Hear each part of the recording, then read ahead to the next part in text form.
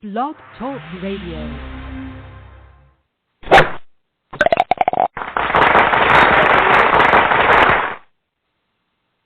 Well, good evening, everybody, and welcome to Golf Talk Live. This is Thursday, October the 24th, 2013, and I want to thank you for tuning in this evening. I've got some great guests this evening, and I'm going to get to bringing my guests on in just a moment here, but just a couple of quick announcements. For those of you that are listening live, by all means, you're welcome throughout the program if you want to call in and speak to either myself or the guests, or just say hello. You can call in at area code 646-716-4667.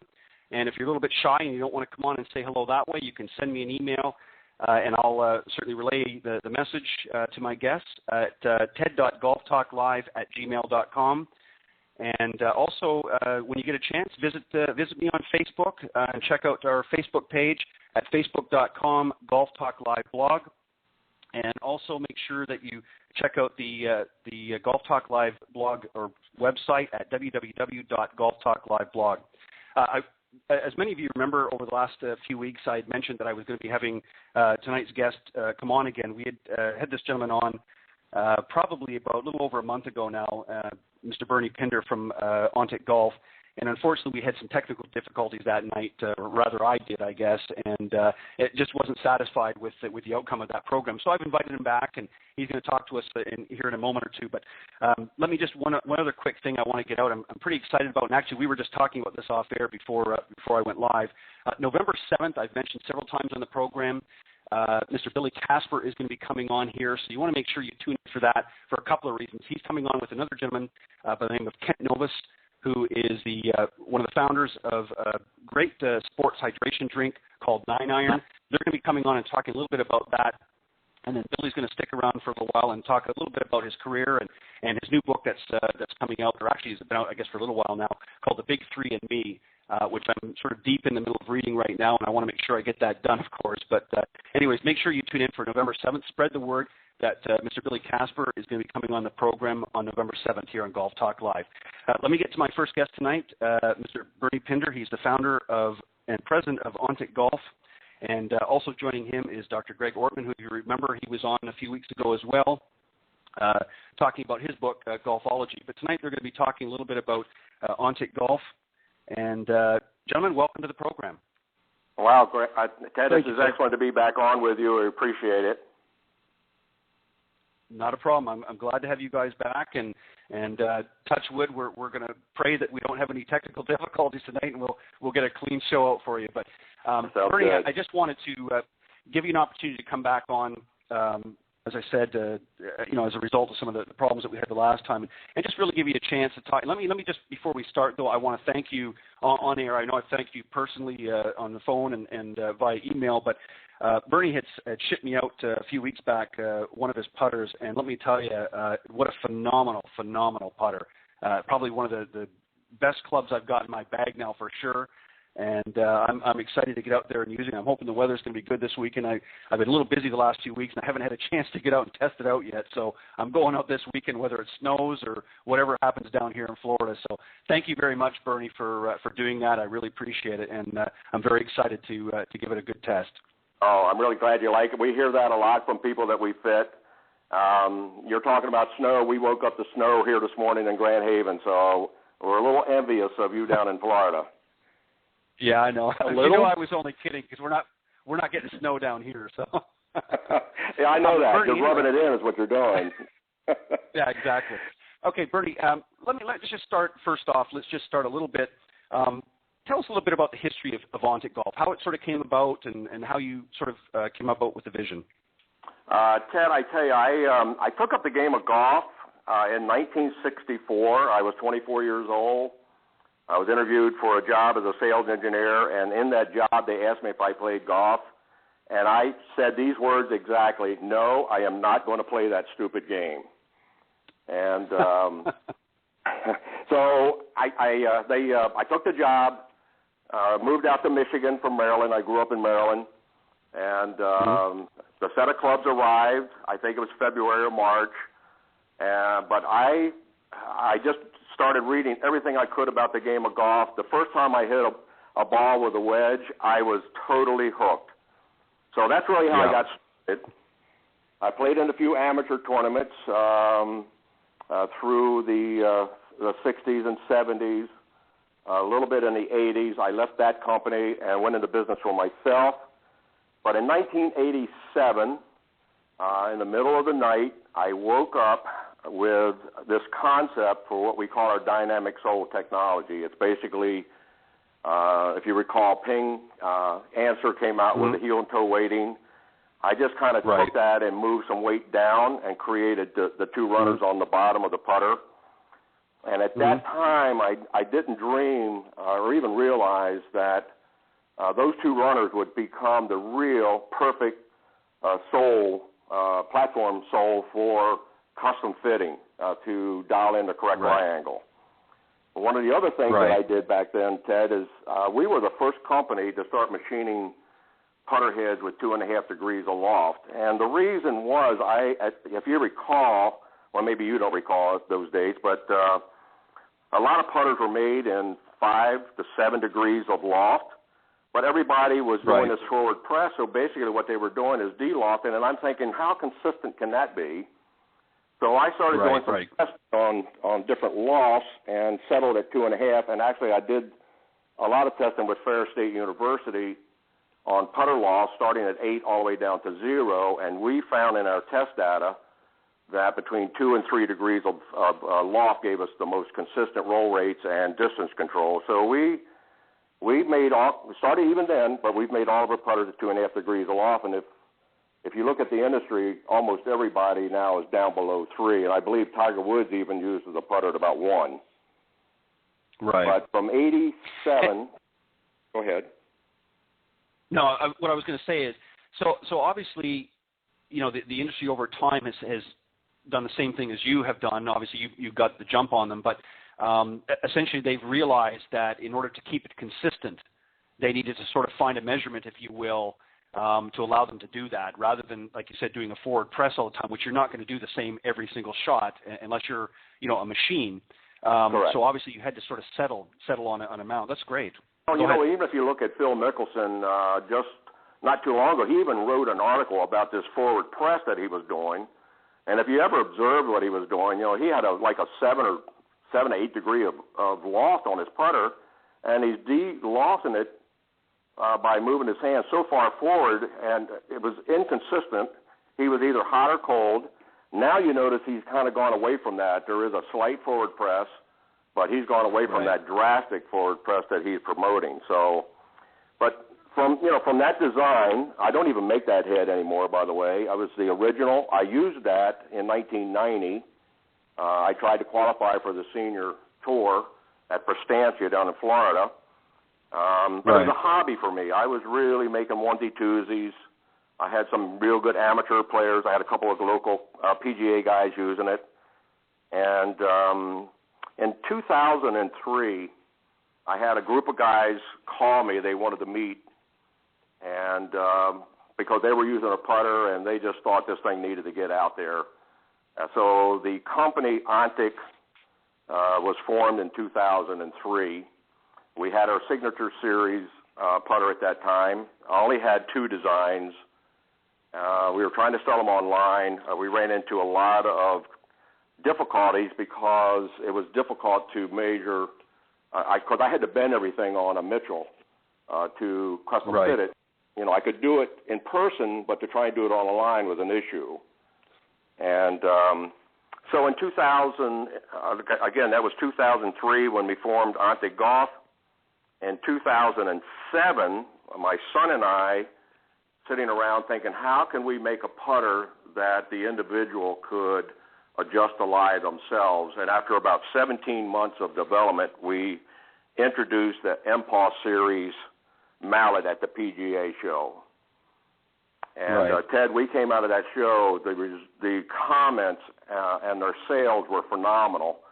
In the first 3 months, we have done really well. Well, towards the end of that summer is when the economy really started to take a hit, and not being branded, not being a name, we also took a hit. Well, and let me just interject real quick on that note, because I don't think a lot of people understand. I mean, just to give you an example, when you get fitted for a driver, Mm-hmm. You have to kind of go through the same sort of ritual where, you have to look at the length of shaft and obviously, some people want to be able to now, obviously with the equipment out there now, you can adjust the face to, open or closed or what have you, depending on the type of shot you want to hit. Correct. And I don't think a lot of people really understood until, maybe the last few years. Obviously at the pro level, but I'm talking about the average Joe out in the street, don't really understand that really you need to be fitted for the putter. Oh, absolutely. We're Really going to talk about that a little bit. Right. And I don't want to jump ahead, but you understand what I'm saying. A lot of people didn't realize, yes. Unless you're in the profession itself, yes. that you really need to be custom fitted for a putter as well. So I'll let you continue pros, on, but I want to get that point out there because. Yeah, you really know that the pros were being fitted for each individual, but the putters still, even back then, were being bent. And we're going to talk about a convex sole, okay? But putters were being bent for the pros. I believe Alan Doyle on the senior tour, if you ever saw his putter, because he was a hockey player, that thing had to be like 55 degrees of lie angle. It was really flat. Okay, so, but from the start, I was pretty much a one-man band, so to speak. My son was involved. The first gentleman that came on as a PGA was Kevin Arnold. He's now a direct consultant for a teaching pro here in West Michigan. He's part of our company. Fortunately, I was introduced then to Greg Ortman. I drove all the way to Pennsylvania, met with him, and it was a real delight to have him come on board with us with all of his credentials. And Greg has been very instrumental with Ontic Golf and doing a lot of testing for us. We're working on some new technology. We've got this VR system that we're using now in putters. We do something very proprietary to the putter shaft. After Greg, we had Andy Harris, a tour rep, meet us at the PGA show, and just is now repping for us. And he had played on the tour for a while. He got one of our putters into Retief Goossen's hands. Retief used it at the 2012 PGA Championship, and again at Valero. He's had some back issues, and right now Andy is trying to reconnect with him. I went down to Firestone at the request of a tour player. I don't think I had better mention his name, but he is... That's fine. Okay, he's one of the real top players. I made a putter especially for him. It's called Light the Fire. It's going to be on our website soon. Just to kind of know what we're fighting just a little bit, he makes 9 out of 11 putts from 18 feet, turns to me and says, put this in my locker, and he says to Andy, you got to be patient because of the contractual situation. So that's a little bit of what we're trying to get. We're trying to overcome that, okay? So that's a little bit of a history. The 2.5 degrees aloft, our dynamic sole, and then the MPOS series, when we developed that, where we're trying to promote that the average golfer can actually fit themselves for line angle.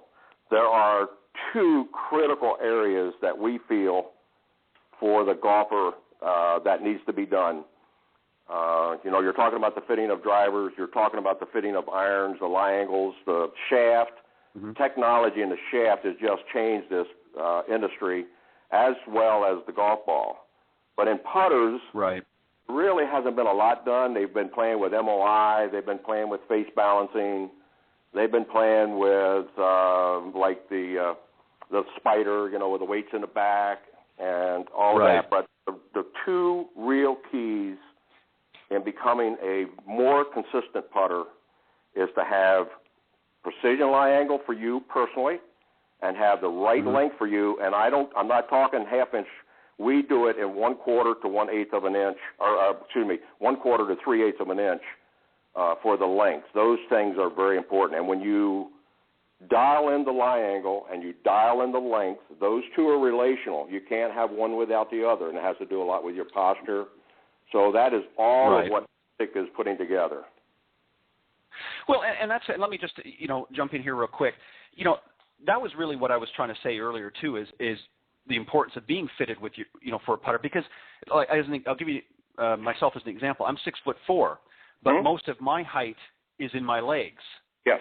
I mean, I'm fairly balanced. I mean, I don't have a super short torso or anything, but a lot of my length is in my legs. But you might take somebody else who is 6'4", and maybe their upper body is a little bit longer and their legs are a little bit shorter. So just because somebody's the same height, they may have a slightly different posture. So if you're playing with the same putter, in fact, I will tell you this. I've done a bell curve on the lie angle. Let's talk about that first, okay? Of all of them that I have personally fitted, or they have had, they've got themselves dialed in, almost 90%, maybe even 95% of the average golfer will have a lie angle of between 66 and 69 degrees. Now, you go to any major outlet, big box store that's selling putters, and you're going to get a 72-degree lie angle. It's going to be 34, 35, 33, 36. I don't even know if they do 36 too often, but you're going to get a cookie cutter putter that doesn't fit you. So what do you try and do? You try and adjust your stroke and posture to the putter. That is absolutely the wrong way to go. And so and there's a reason why the tour pros go the route they do and get custom fit, because they understand that they want to be in the same posture every shot, every stroke, and if they've got to adjust themselves in order to accommodate the tool, if you will, then it's just not going to work for them, especially not their level. So if they're doing it, why shouldn't the average golfer out there have the same advantage and expertise behind them? And that's one of the reasons why I really like your product, is the fact that you're really promoting that. It's not just somebody selling another putter.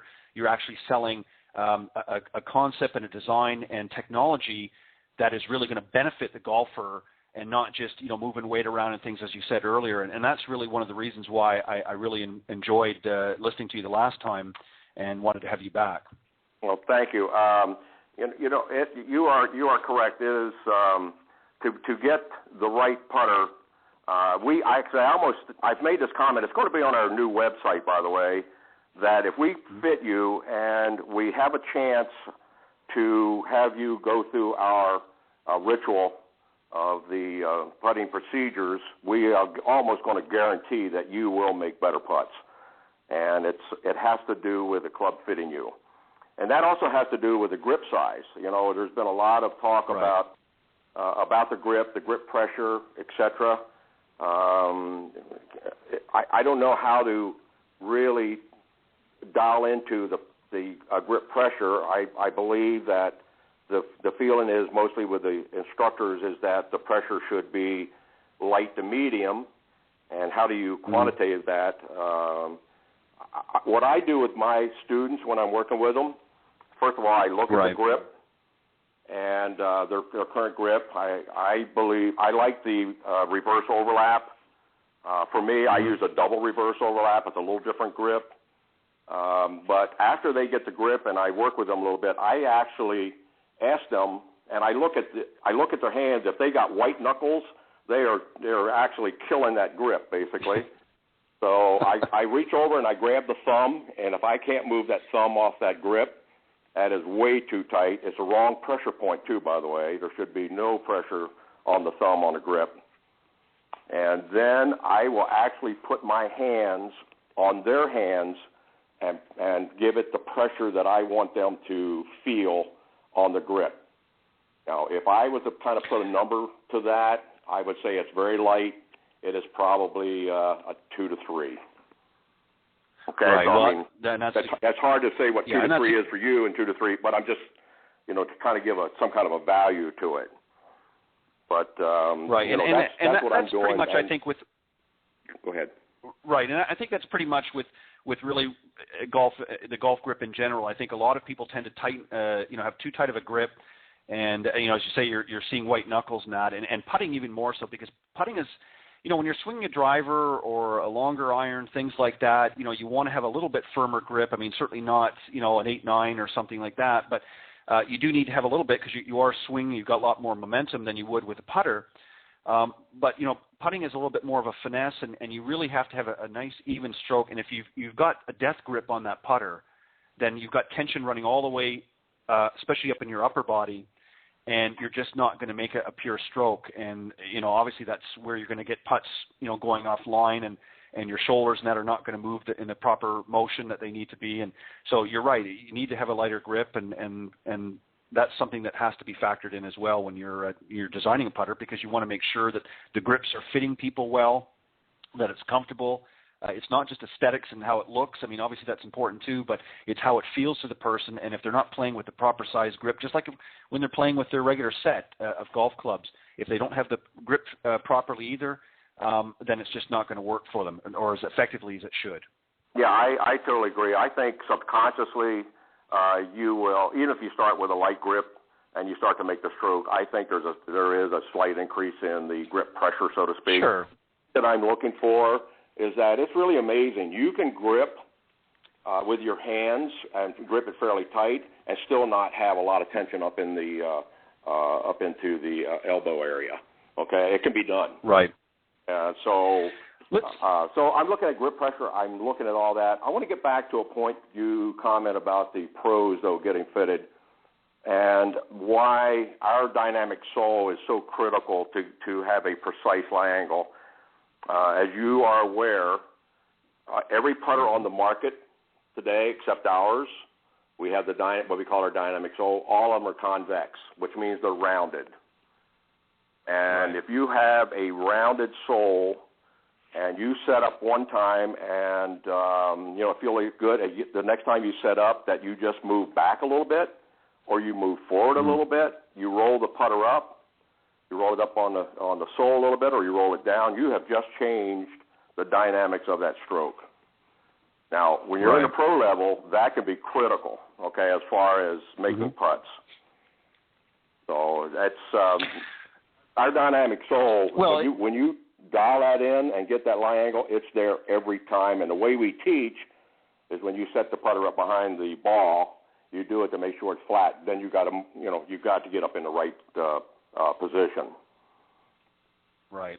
Well, and as you said, I mean, if you're moving it up or down or standing closer or a little further away, even as little, and people need to understand this. I mean, obviously the better players do, but some of the higher handicappers maybe don't realize this. And so for you out there that are listening tonight, especially you high handicappers, as much as 1 or 2 degrees offline can send that putt, especially on a longer putt. Now, on a 3-foot putt, it's a little bit different. I mean, you might, as opposed to hitting it dead center, you might go to the right or left edge. But if you're on a 10 or even a 5-foot putt or more, and you're off by 1 or 2 degrees, by the time it gets to that hole, you could be outside the cup.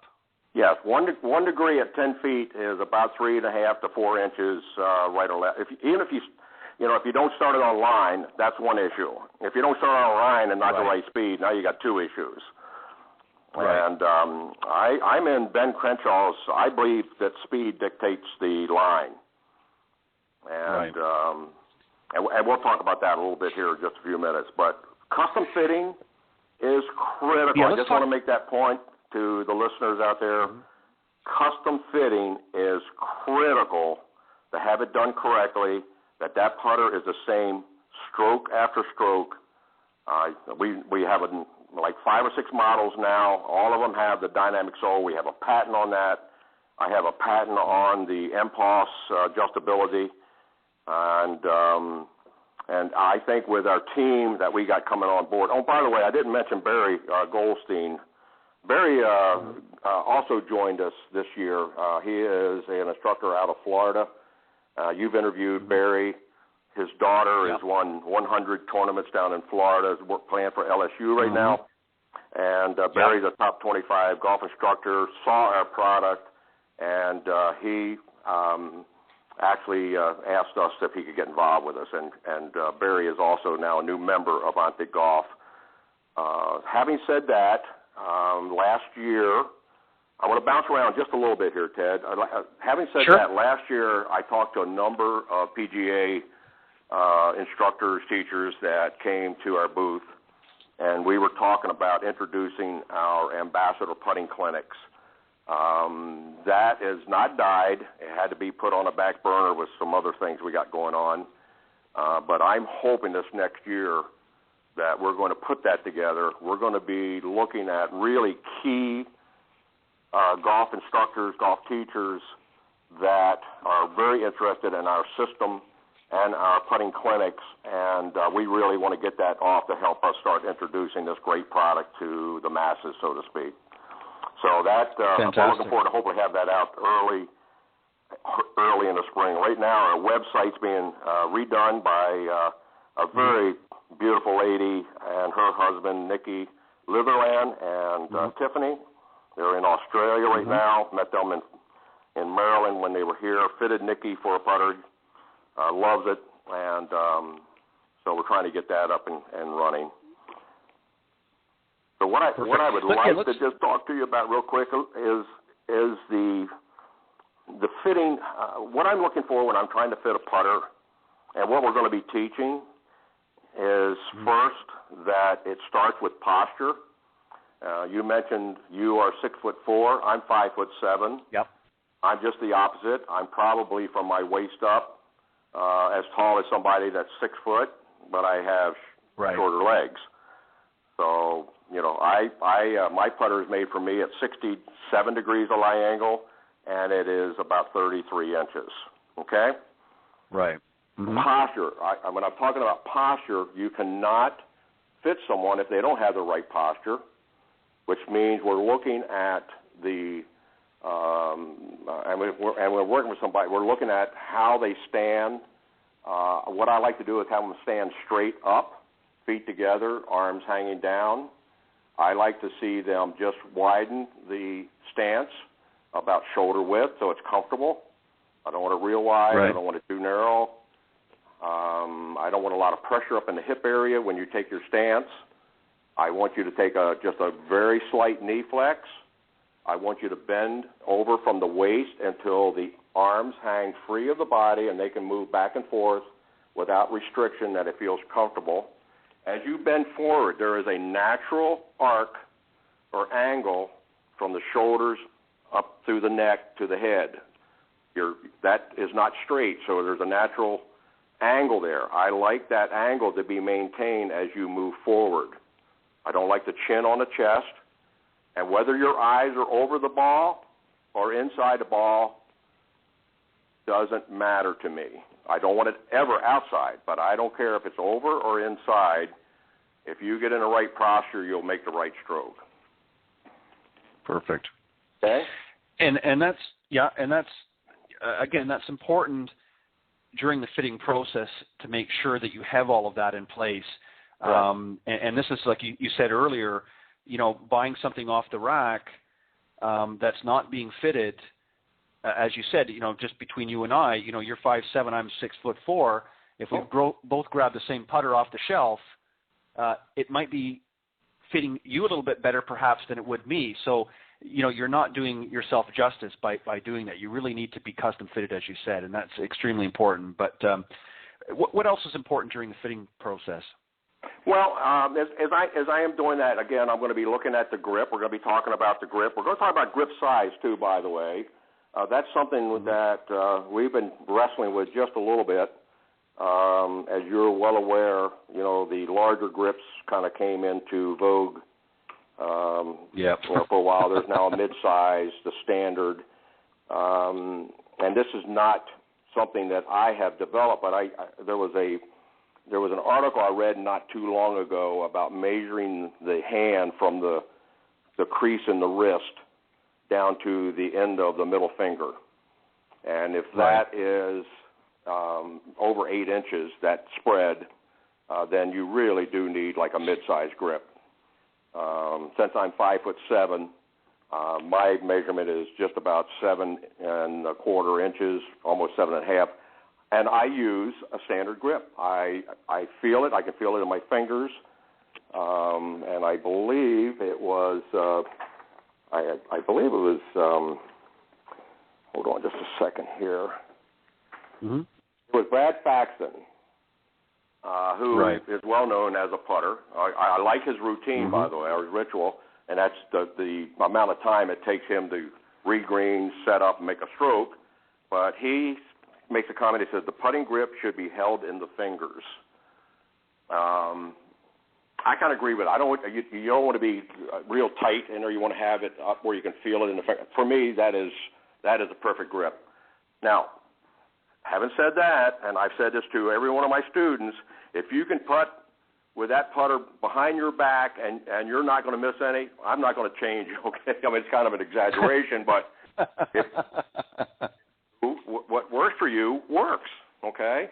If you can go out and not worry about three-putting, and by the way, one of the goals we teach is never three-putt, and that's where we get about reading greens and alignment and speed. I believe speed, outside of 10 feet, speed is the most critical thing you can do to become a better putter. You need to be able to control speed.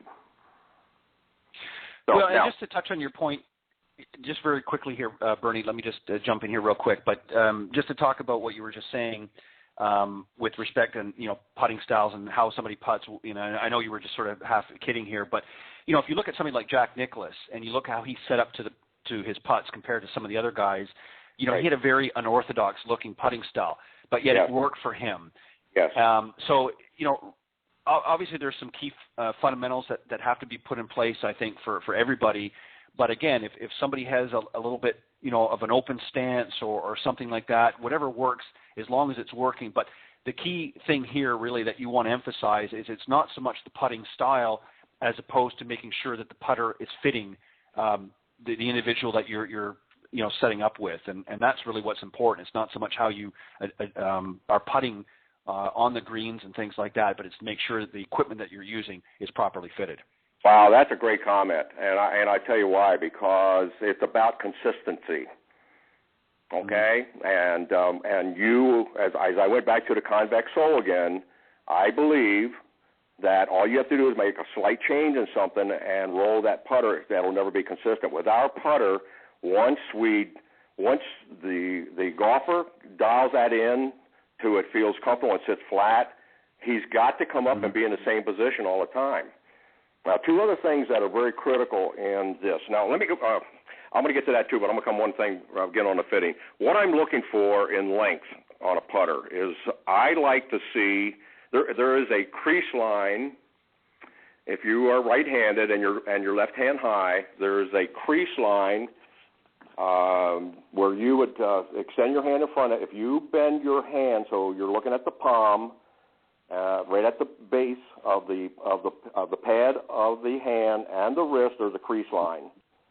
And when you put your hand on the grip, I like to see the butt of the putter grip about 1/4 of an inch above that crease line.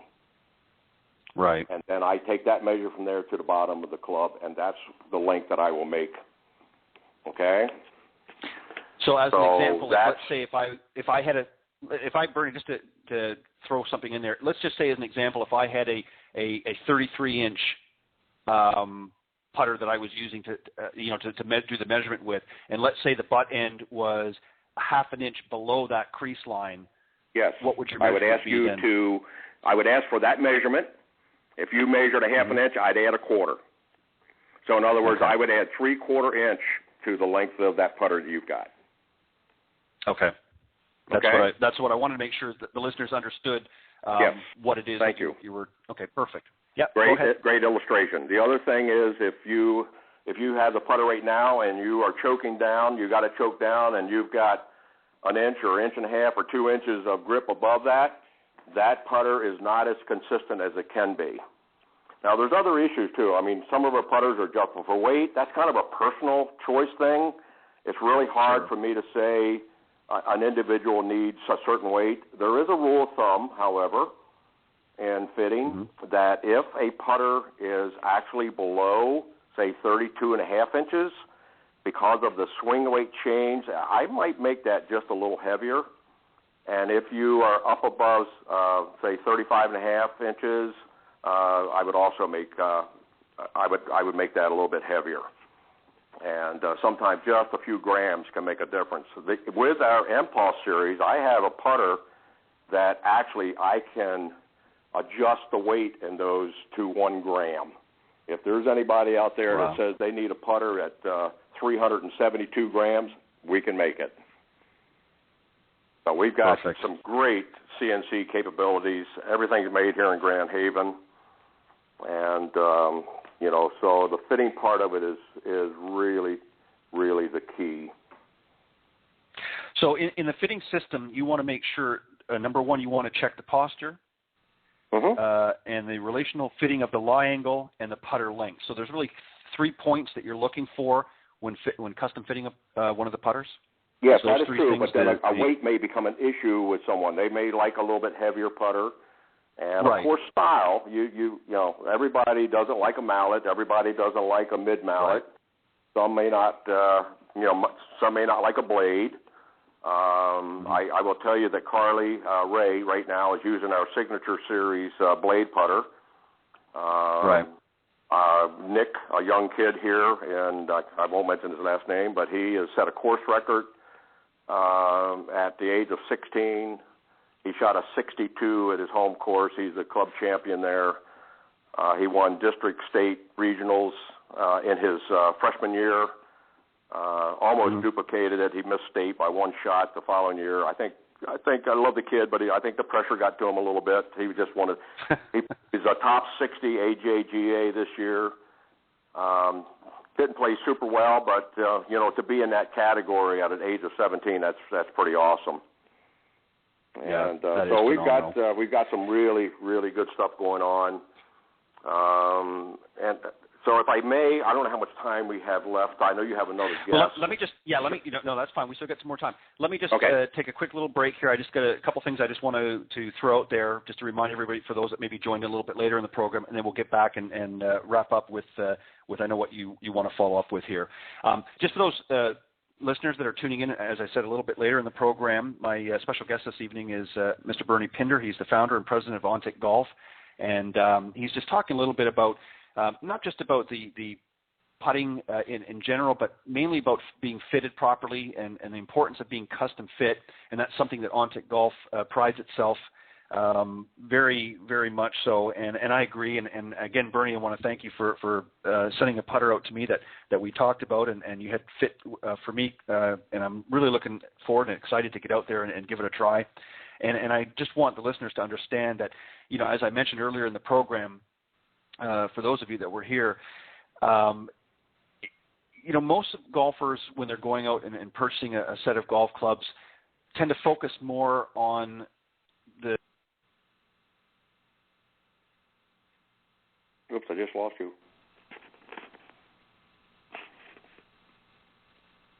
These guys are a little bit more familiar with that, but the average guy, the 20, 25 handicapper out there, just doesn't seem to realize that that's important too, that the putter is probably really one of the most important tools in your golf bag.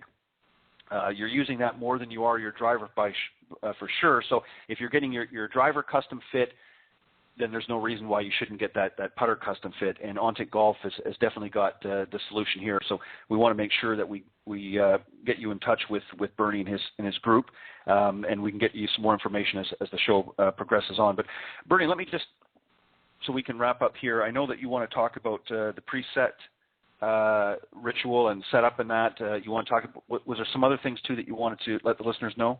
Back into the fitting, there's a lot of things we do as involved. Greg and I, and as the other members, we're working on an e-book, which is really going to be probably a great book on putting, and we're going to be expanding a lot on this system that we're trying to put together. I'm hoping, I've been working on this for a little over a year already, so I'm hoping to get that together. But a couple other points is that we also need to find out where is the ball position on both the X and the Y axis. You'll get the Y axis by getting the right lie so that your stance is the right distance from the ball. But finding where the ball has to be on what we call the X axis, that is down the line, is also very, very important, because if it is not in the right place, you have a couple things are going to happen. Your angle of attack, where you contact the ball through the stroke, all of those will have effect on, do you launch the ball, do you drive it down into the green, So we're going to be, I teach that right now. I'm not going to get in that online because I want to put that in our ebook. But finding those positions also is very, very beneficial, okay? And other than that, just a couple things. If you need to take a break for a second, I want to come back and talk a little bit about how to read the greens, how to set up, and a couple of things on speed control. Okay, let me just take another quick second here, and then we'll come back, and Bernie, we can get on to that next segment. Again, for those of you that are tuning a little bit later in the program, my special guest this evening is Mr. Bernie Pinder, the founder and president of Ontic Golf. A little bit later, I'm going to be joined by another gentleman, Joe Watson, who's going to be coming on and talking about really a great kind of a neat product called the No Sweat Golf Get a Grip. And it's a spray, actually, for those of you that, especially playing in the South here, as I've mentioned many times on the show, your hands get a little sweaty and so forth. And this spray is absolutely fantastic. Joe sent me some a little while ago, and I've actually been shipped another shipment here recently, and I'm going to be doing some giveaways on future broadcasts. But what's really great about this is it's non-toxic. It doesn't leave any sort of a film or residue, and we're going to let Joe talk a little bit more about how he came about developing this and why. But really what it does is it prevents your hands from sweating. And as I said, it's non-toxic, so the nice thing about it is once you've applied it onto your hands, you don't have to worry about, if it comes in contact with, with your mouth or your eyes or things like that. So he's going to be talking, Joe's going to be coming on in a little bit and talking about that. Just one other thing, I just want to remind those of you that again are tuning in a little bit later. November 7th, Mr. Billy Casper is going to be coming on the show, so you want to make sure you tune back and help spread the word and help others to come on and listen to Billy Casper. Phenomenal former PGA player, now on the Champions Tour. Won 3 major championships, 2 U.S. Opens and a Masters. In addition, he's won 51 tournaments on the PGA Tour and a whole host of other tournaments he's won on the Champions Tour. It also came out with a great book called The Big Three and Me, which talks really, it's an autobiography, talks a little bit about his history of the game as he saw it, and also some of the relationships that he made along the way, and some of the players that he went up against, such as Mr. Nicklaus and Mr. Palmer and Mr. Player, hence the title, The Big Three. He's going to be coming on November 7th, so I want to make sure, and he's going to be joined by another gentleman by the name of Kent Novus, who is one of the owners of the 9-Iron sports hydration drink, which has been really gathering up a lot of steam. A lot of Billy's obviously involved with it, but a lot of other players who I'll let them talk about when they come on. I've been trying it, and it's a great product, and he actually shipped me some out as well, and I really, really like it. It's a fantastic hydration drink and chock full of a lot of great vitamins and so forth. So they're going to be coming on November 7th talking about that, and then Billy's going to stick around and talk with me a little bit about his career and about his book. So make sure you tune in to Golf Talk Live. Obviously, every Thursday at 6 p.m. Central Standard Time. That's 7 p.m. for you on the East Coast. Here at blogtalkradio.com/Golf Talk Live. If you want to call into the program and speak to either myself or the guests, you can call here at area code 646-716-4667, or you can email me if you have questions at ted.golftalklive@gmail.com, and I'll make sure that they get read out here on air. And make sure that when you're surfing around on Facebook, that you check out our Facebook page at facebook.com/golftalkliveblog. And I'd really appreciate if you throw a few likes our way. And lastly, before we get back to Bernie, make sure that you check out the website at www.golftalkliveblog. And on there is some great books of guests that have been on here. And one of them is, of course, as Bernie had mentioned, involved with Ontic Golf, was Dr. Greg Ortman. He was on here, if you recall, a few weeks ago. And his book, Golfology, is going to be up there. I promise I'm going to have it up there for Greg. And it's entitled Golfology, A Common Sense Approach to Learning Golf. And it's a fantastic book. I just finished it recently, and we talked a little bit about that on the program a few weeks ago. So you want to make sure to check out for that, and I'll have the link as to where you can get your hands on a copy.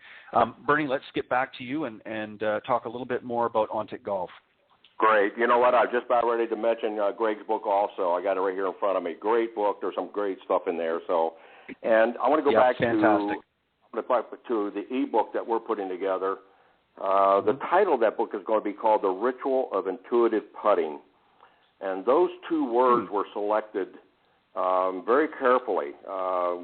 Greg actually introduced me into the word ritual rather than routine. And that is because if you look it up, but it's a more consistent repeated act or series of acts versus a routine that's kind of a custom, not special, ordinary.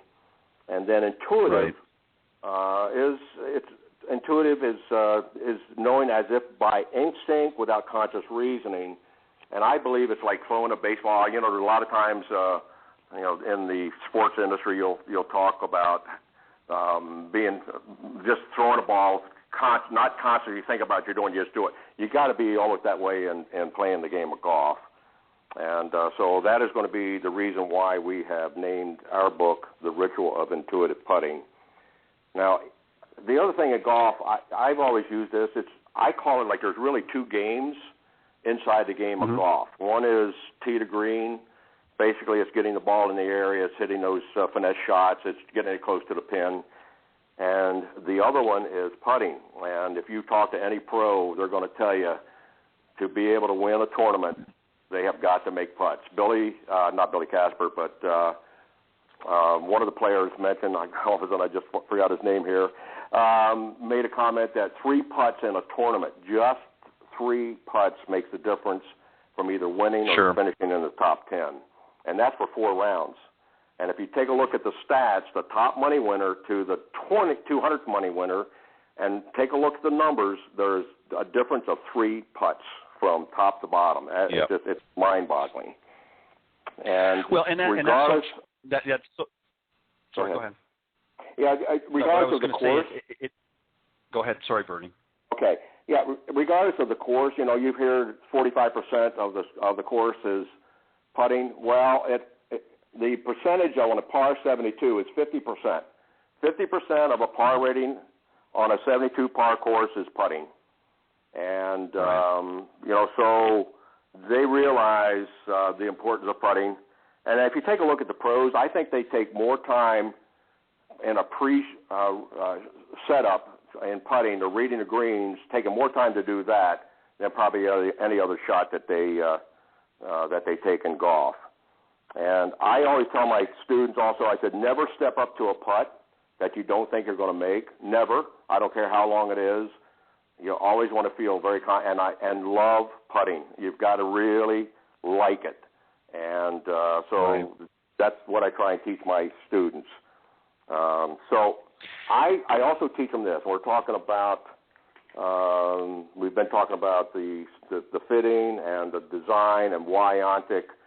But I also go through a series of things with them about reading the green actually starts from the fairway. What you want to do is if you're really concentrating on what's going on, watch your ball roll out. Watch your competitor's ball roll out. That'll kind of give you a little feel for what's going to happen up on the green. Watch the other player putting. If they're putting first, watch the way the ball rolls, especially any breaks around the cup. Take a look at them. Really concentrate on that.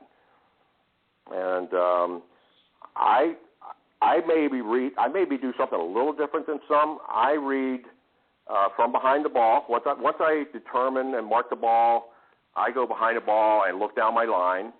If I see, for instance, that there is a right to left break, I will always walk the low side.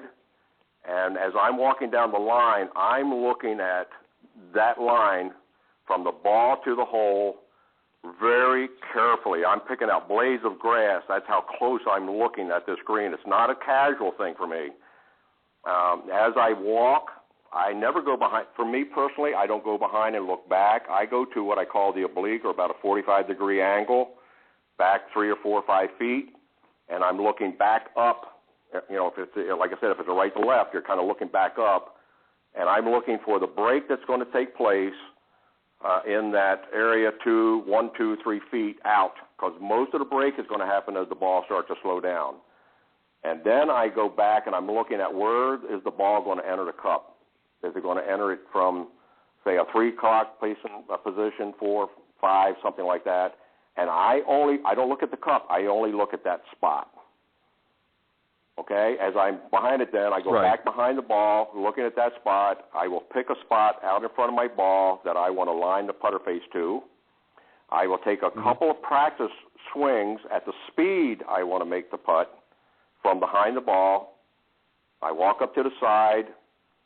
Now, this is not taking a lot of time, okay? As I walk up to the side, I may or may not take a practice stroke there.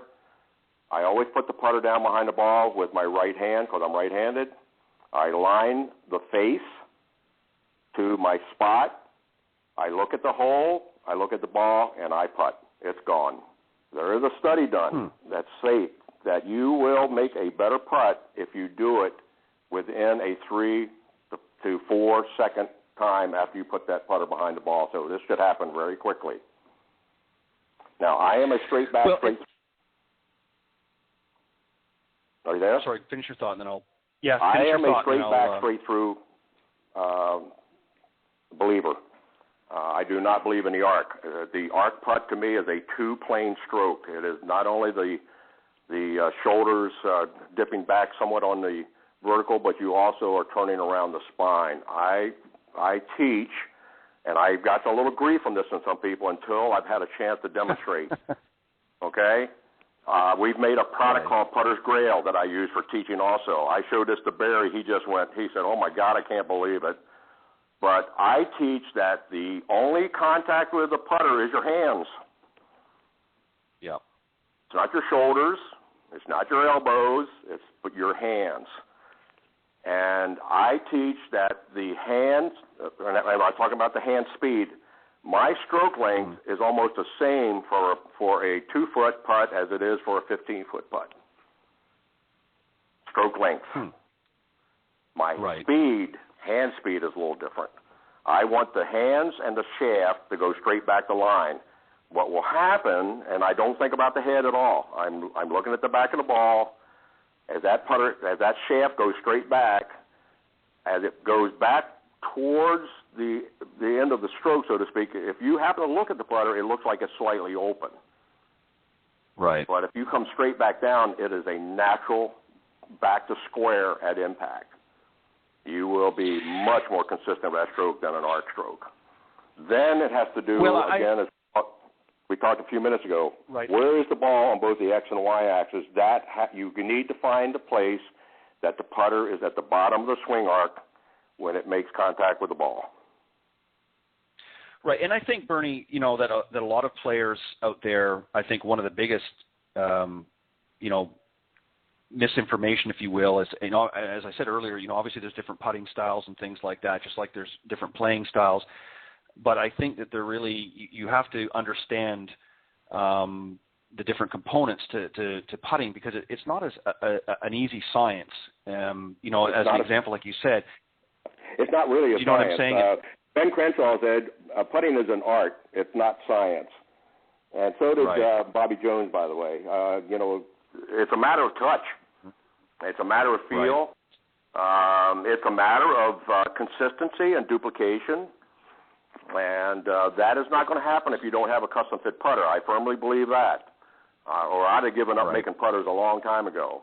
But I also feel, and again, I'll say this, Ted, as I shared before, if you can putt over top if you can swing the putter over top of your head and come back and hit it square and make putts, God bless you, okay? Do it, okay? But I'm talking about young kids or even some other people I've worked with. Once I've shown them what we do and how we do it, it is amazing how much they improve in putting.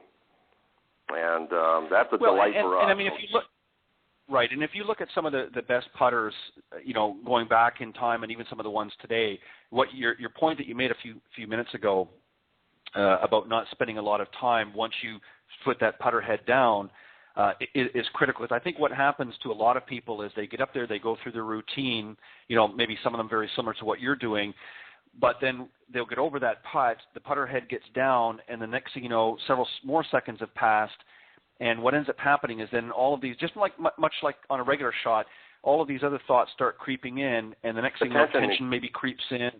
Exactly.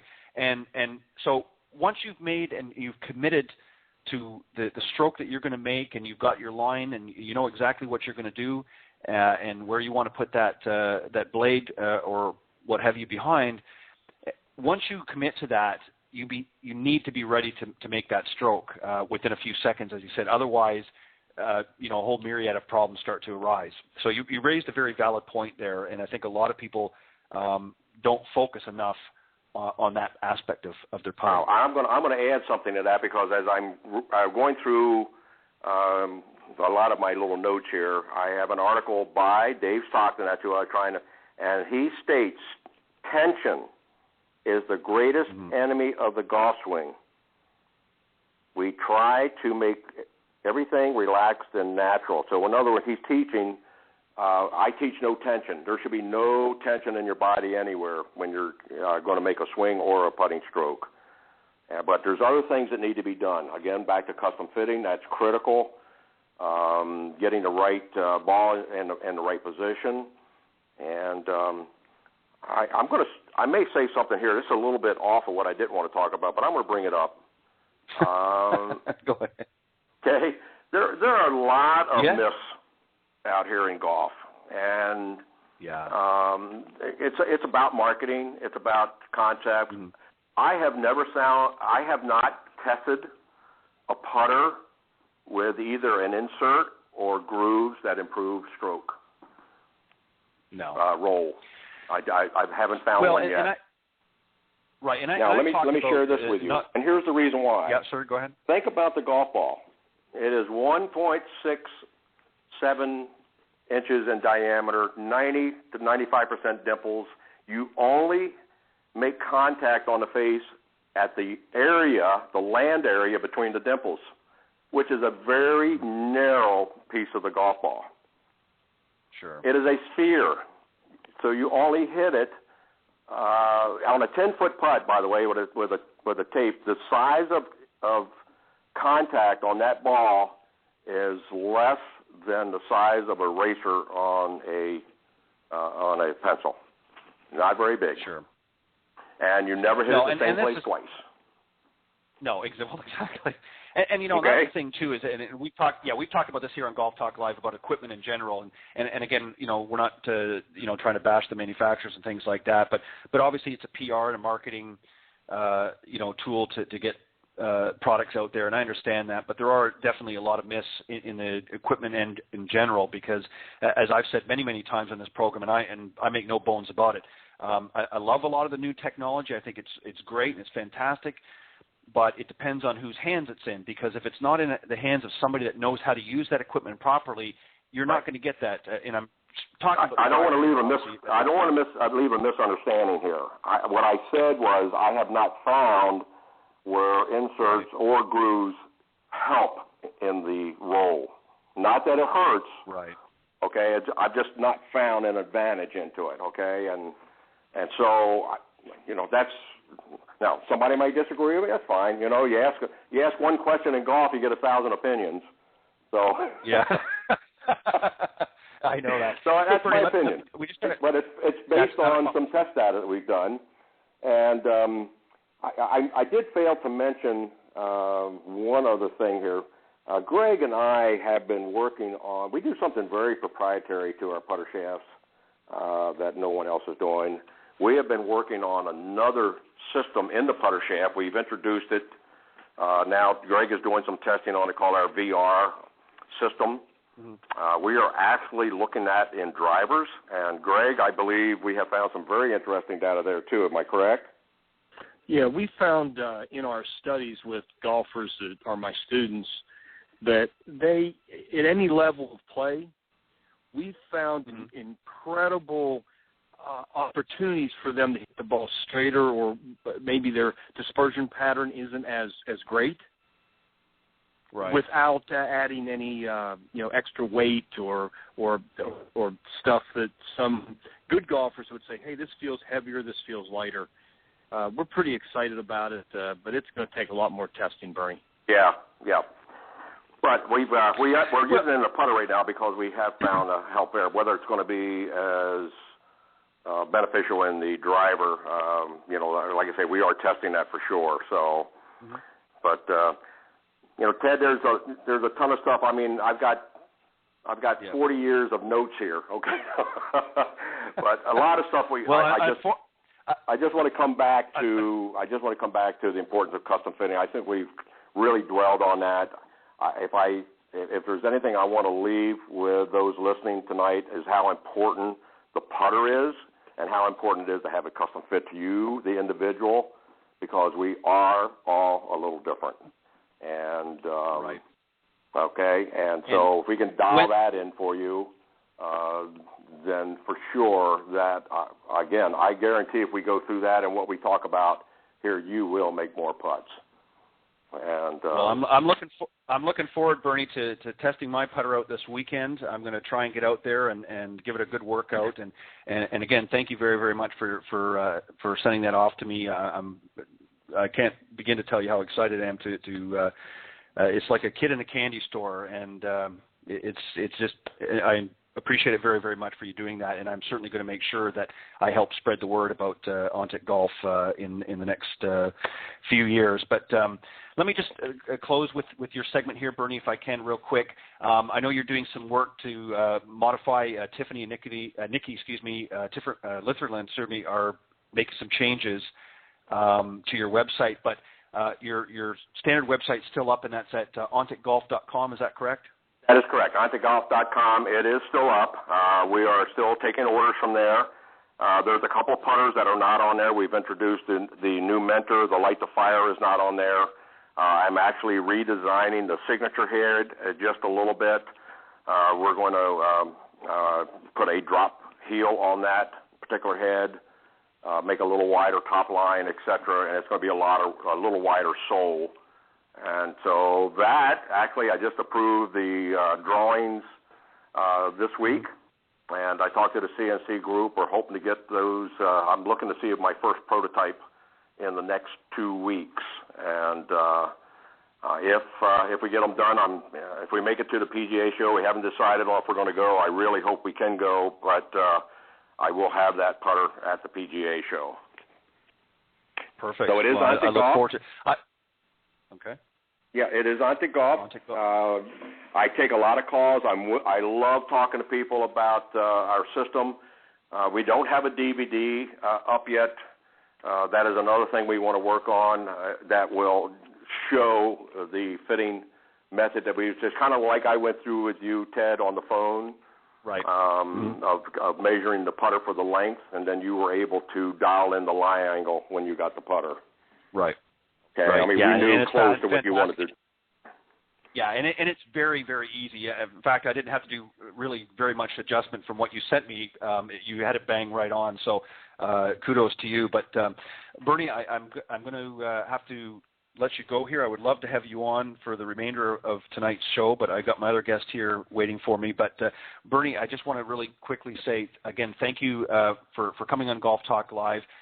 You're welcome to come back anytime, and if you do decide for sure that you're going to the PGA show in January, make sure that you let me know that you are going for sure, because I think I am going to go, and I definitely want to connect with you while I'm down there. Yeah, I will be there. Greg will be there. Greg just got his PGA back, Dr. Greg Orban, but now with PGA on it. Phenomenal credentials. He's going to be there. I'm going to be down. I'll be there to meet Andy Harris. Whether we have the booth or not, that's an issue.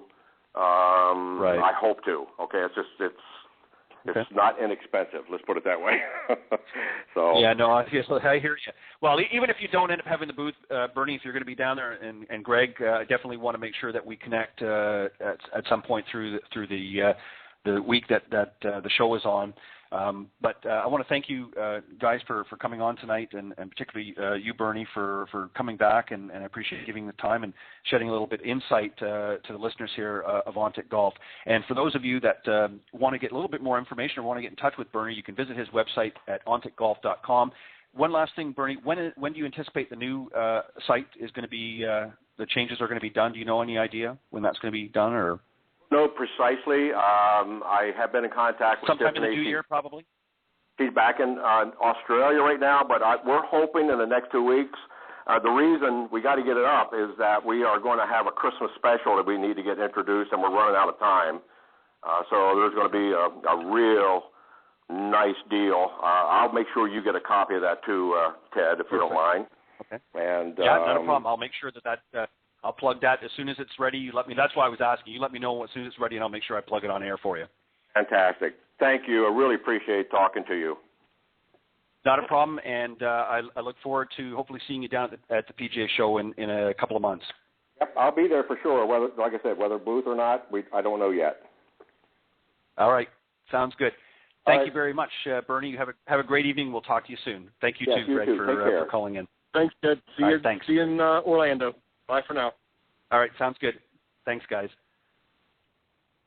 Okay, oops, and I think I accidentally just cut off my next guest. I apologize. Well, he's, I'm sure, dialing back in.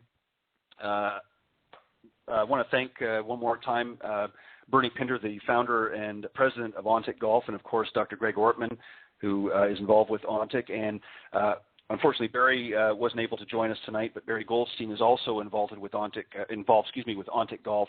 Great organization. Great products.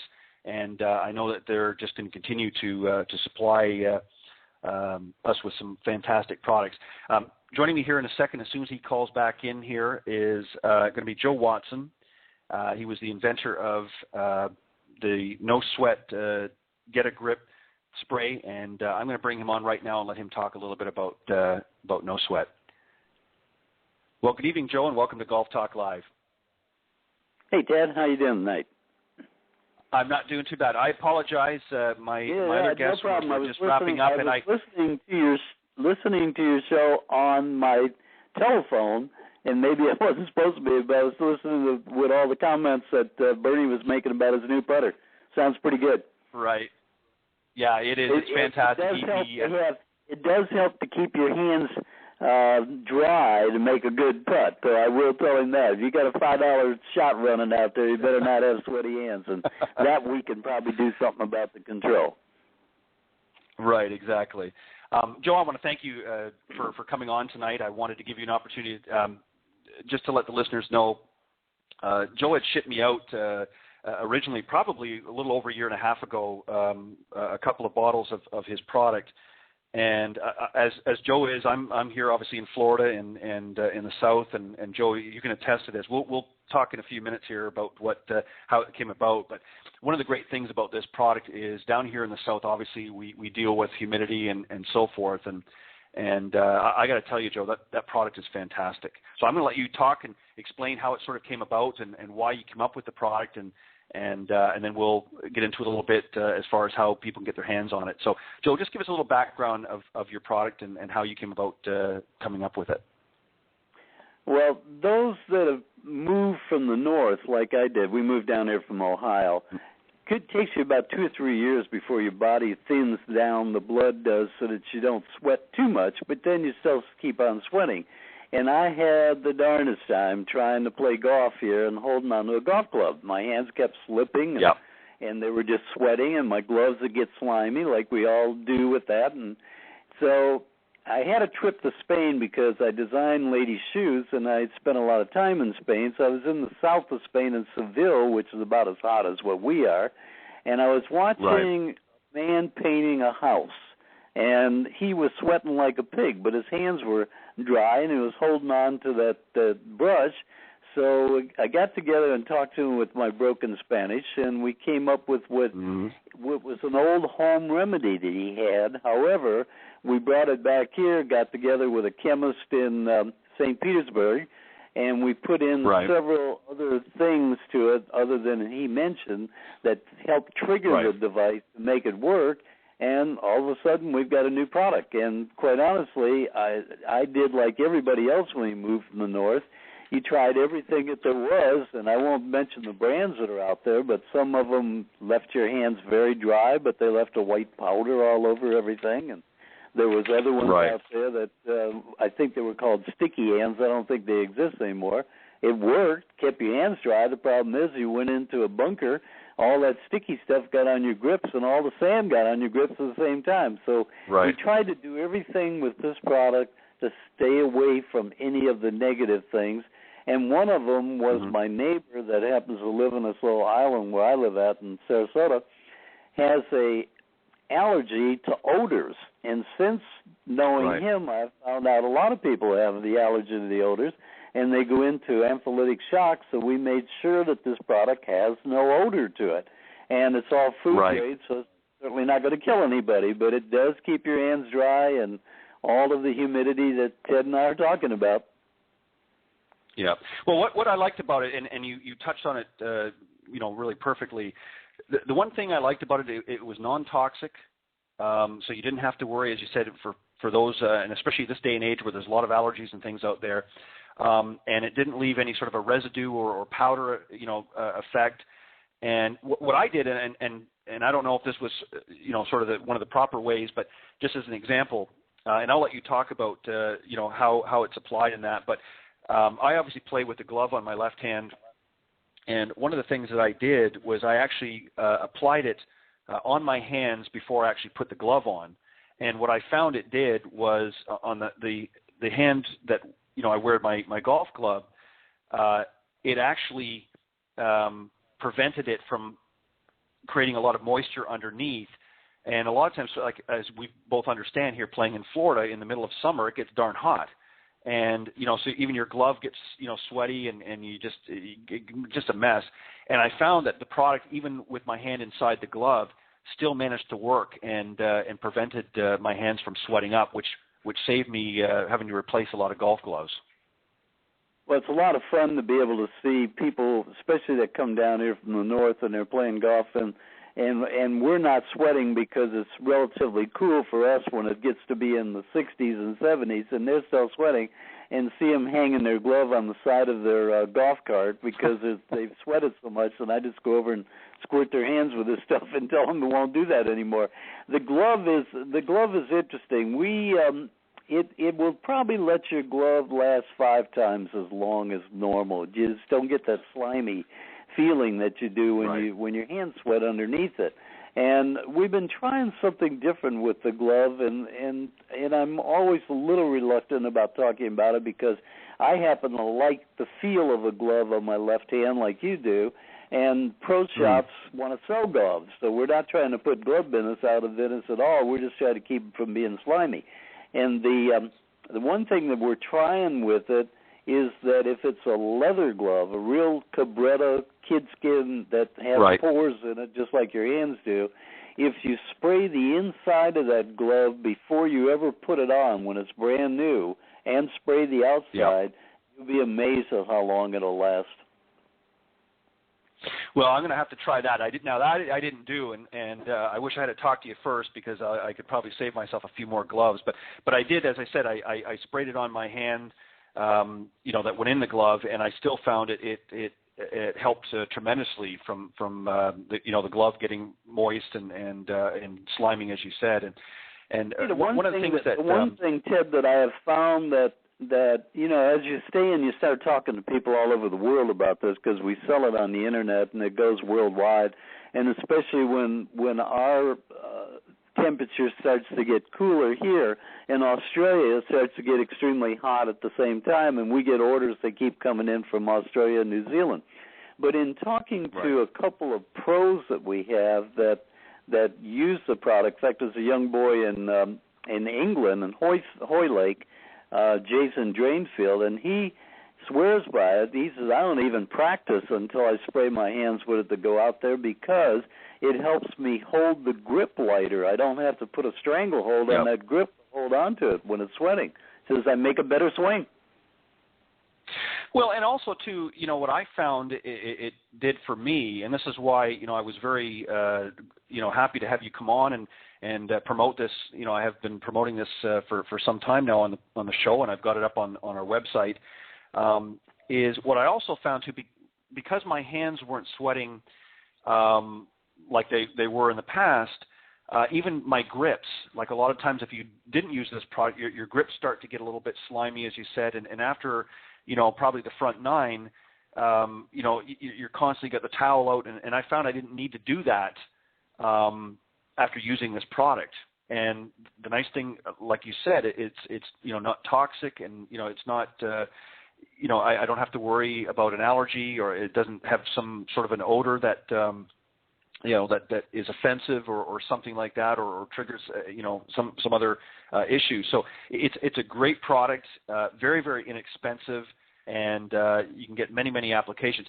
Let's tell them real quick, Joe. How can they get the bottle should give you about 50 applications on it, and that's enough to take most people through a year. I mean, probably like you and I, that we play several times a week, so we'd probably go through it relatively quick. Exactly. Tell the listeners how they can get their hot little hands on some product. Well, if you live in Florida, we have it in. I can't tell you how many because I don't have those figures in front of me, but nearly every pro shop has it, and if they haven't, tell them to call us and we'll get it into it. Edwin Watts has it in a number of their stores. I'd love to tell you they have them in every one of them, but they don't. And Golf USA has it in some of their stores. Primarily, you can also do it. You can get it on your website, as you said. You can also get it on our website, which is www.nosweatgolf.com. And we ship worldwide because your radio show, I'm sure, is going to go worldwide. Yep. You bet. We're all over every nook and cranny of this planet that has internet connection that can listen to this program. We're certainly in there. We've actually had a number of listeners that tune in every week from Ireland and Australia as well, and really all corners of the world. It's one of the beauties of technology is it allows us to carry our messages virtually any corner of the world. I think it's neat. I think it's the next thing coming that's actually, what radio show would you go on to? This one's directed at one audience where you want it to be. Well, exactly.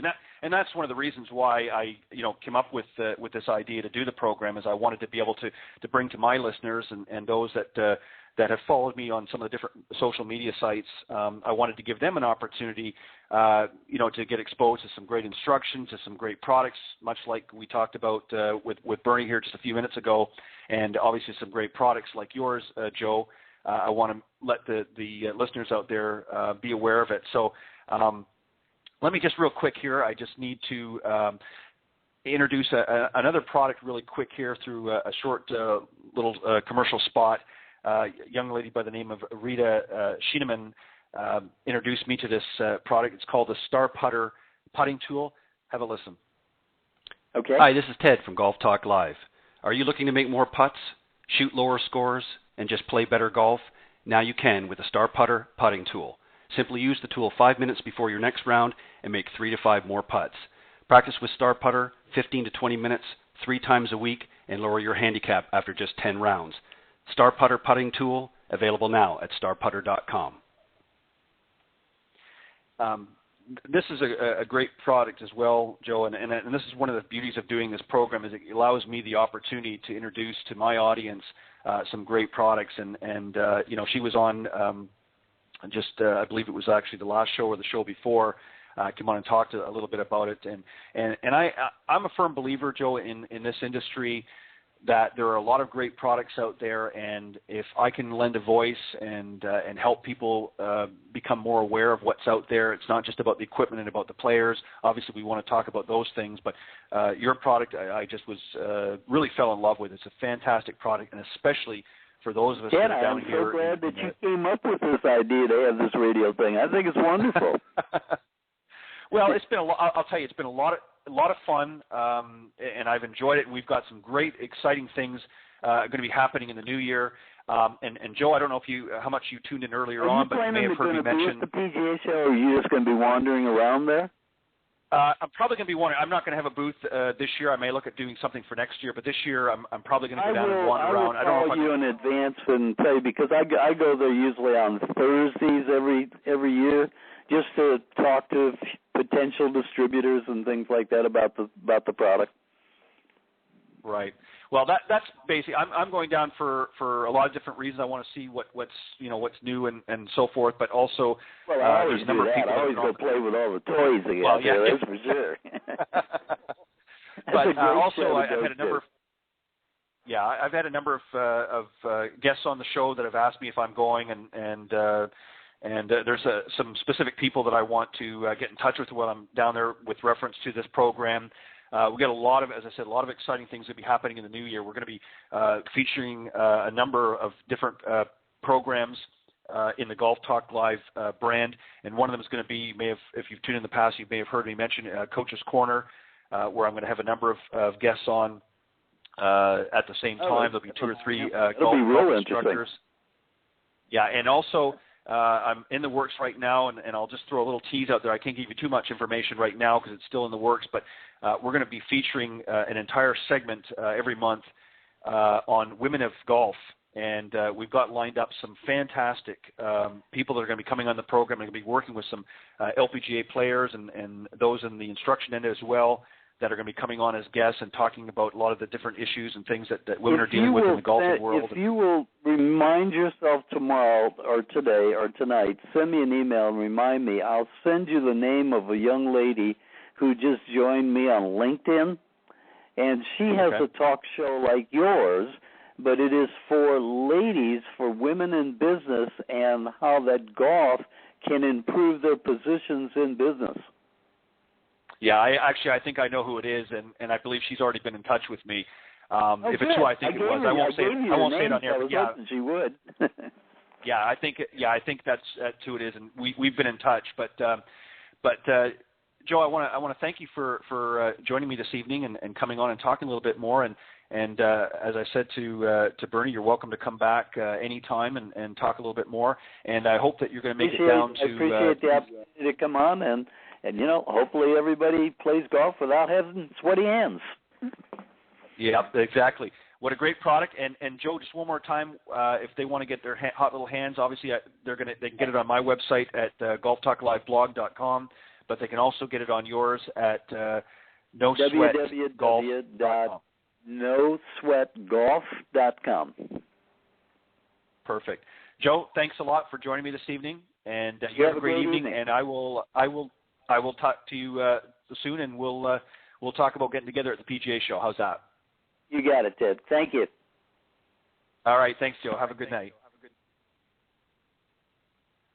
Okay. For those of you that tuned in the last part, just talked a few minutes with my guests tonight. We're Bernie Pinder of Ontic Golf, and just wrapped up the show with Joe Watson, who is the inventor of a great product, and you've really got to check it out. I can't emphasize enough. You need to check this out.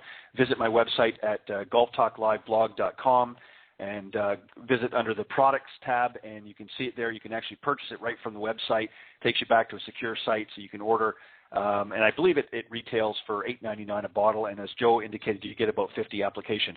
I just want to close with the program real quick with some information I talked about last week.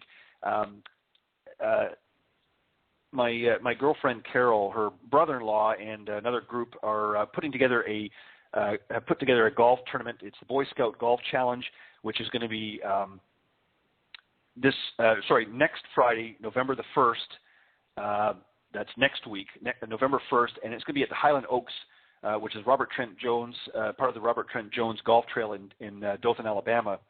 And it's a great tournament they put together, and it's really to help raise some funds and things for the Boy Scouts of America. And Bert and some of the others, I think one of the principals from the Scouts is Jerry Freiberg. And what you can do is send him an email if you want to get some more information. I'm going to give you a little bit of information here on the air tonight, but you can contact him at jerry.freiberg, and it's actually spelled FREYBERG at scouting.org, or you can give him a call at area code 334-793-7882. And it's a great tournament. It's going to be taking place on Friday, November 1st at the Highland Oaks Golf Course, which is a Robert Trent Jones trail, part of the golf trail in Dothan, Alabama. And the entry fee is $100 per golfer or $400 per team. And if you're interested in sponsorship, again, contact Jerry at the email and number I provided. The team sponsorship is $500, and that includes the whole sign, the sponsorship sign. And all entries include green fees and cart, range balls, full clubhouse breakfast.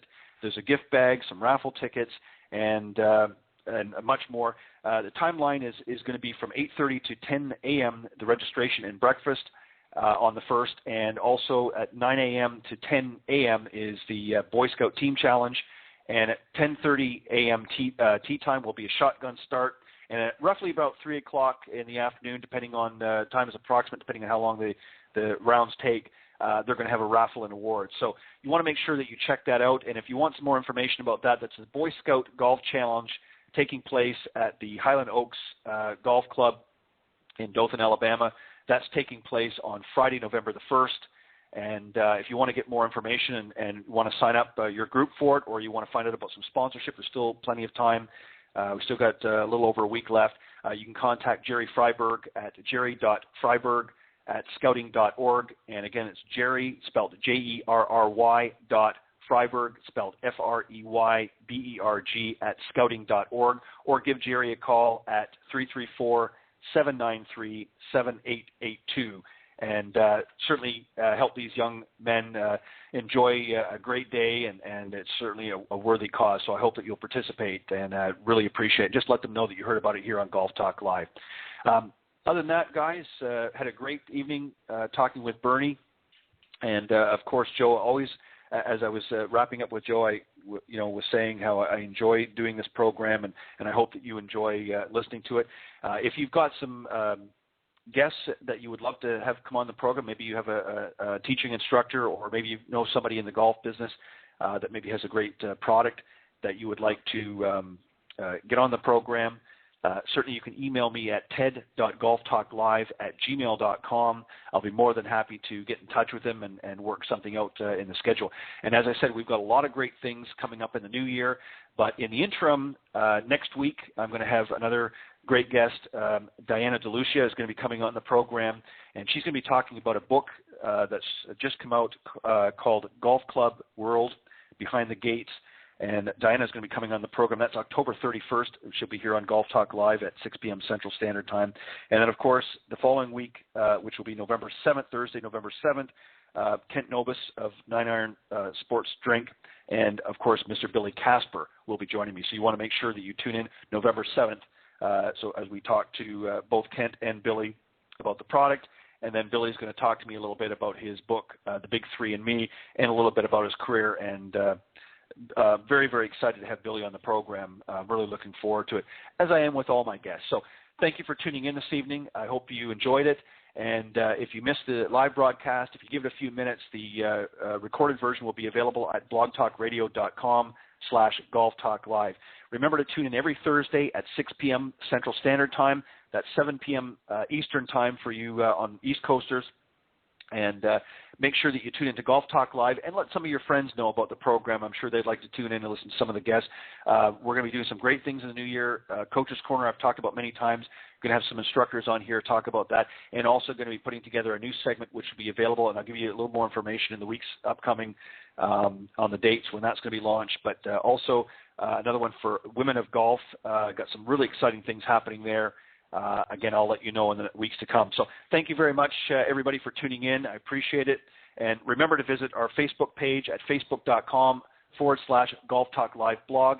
I'd appreciate it if you'd throw a few likes. Thank you very much again one more time for tuning in this evening. Have a great week, rest of the week, and have a great weekend. God bless, and thank you again to my guests.